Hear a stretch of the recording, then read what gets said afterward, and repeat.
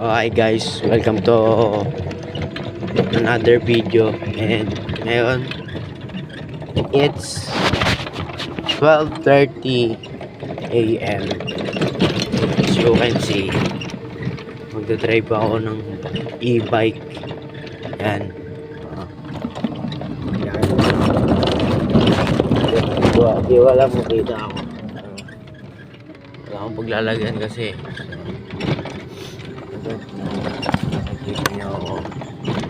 medyo malikot ang ida-drive ko kasi tansa to eh.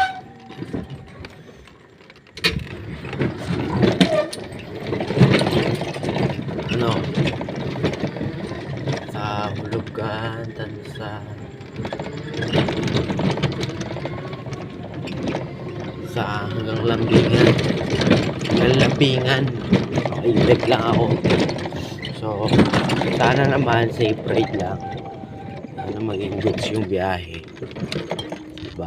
So dasal na lang tayo, no, mga kaibigan, kasi 12:30 na eh.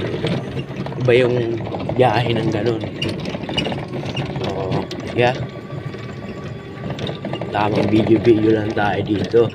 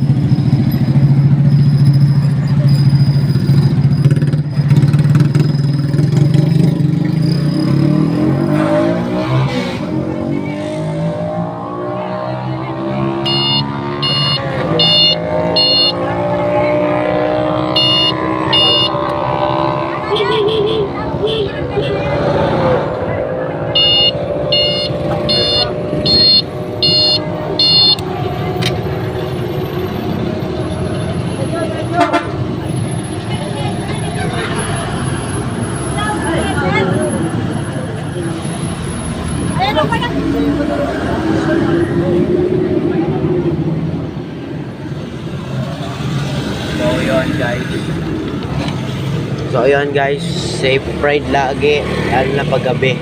So nakita nyo naman, aksidente na naman dito banda sa Kalibuyo. So kung alam nyo yung Kalibuyo, well, marami talaga na aksidente sa lugar na to. So mag-iingat tayo lagi. And malapit na rin naman tayo. So tigil na natin yung time lapse, diba? So di ko alam kung ano yung nakasagi doon, yung baby bus siguro, kasi yung baby bus lang yung tumigil. Well, nakabike siya, then siguro sagi ng ng baby bus, diba? Ay, hindi natin masasabi yung ano possible na mangyayari. So, yan guys, malapit-lapit na rin tayo. Then, napakalayo ng biyahe natin, alam nyo ba?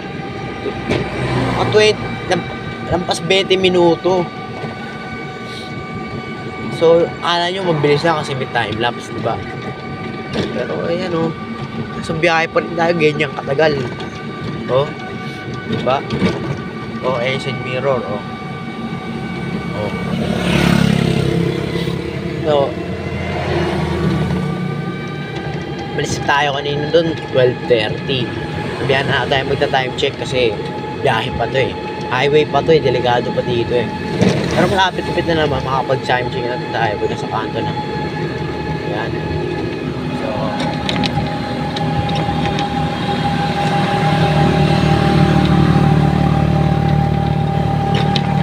ano?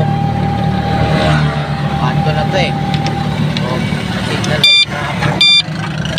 Makakalito. So, mahalaga rin yung mga signal light guys, lagi yung gagamitin yan.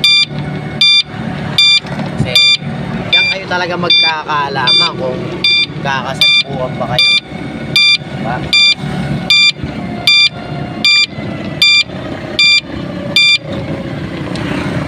Tapos signal light yan. Time check tayo guys, 12:51. Tingnan nyo yung daanan natin napakadilim. Ubod ng dilim dito. Ayun. Mamaya may angkas na ako sa likod. Hindi na mo. Ayun na daanan yan.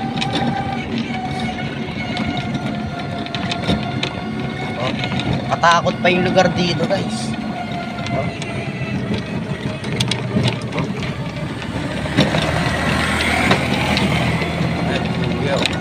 Tignan si kuya. Dire-diretso yan. Tignan yung kadilim dyan. Tapos ang nakakatakot pa dyan, yung mapuno. Well, marami yung dinadaan-daan pa naman dito. Wala lang nadaan dito yung mga alas 2, alas 3 na mga gano'n.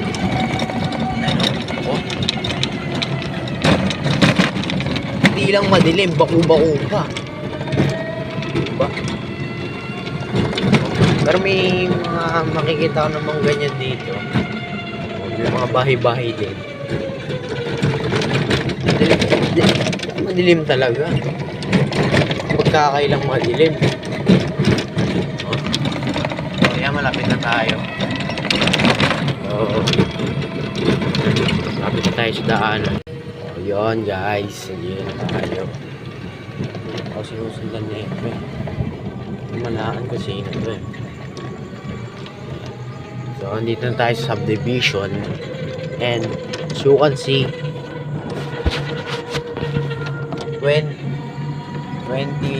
24 minutes yung biyahe natin. Kaya papakita sa inyo yung e-bike na ginamit natin. Ayun.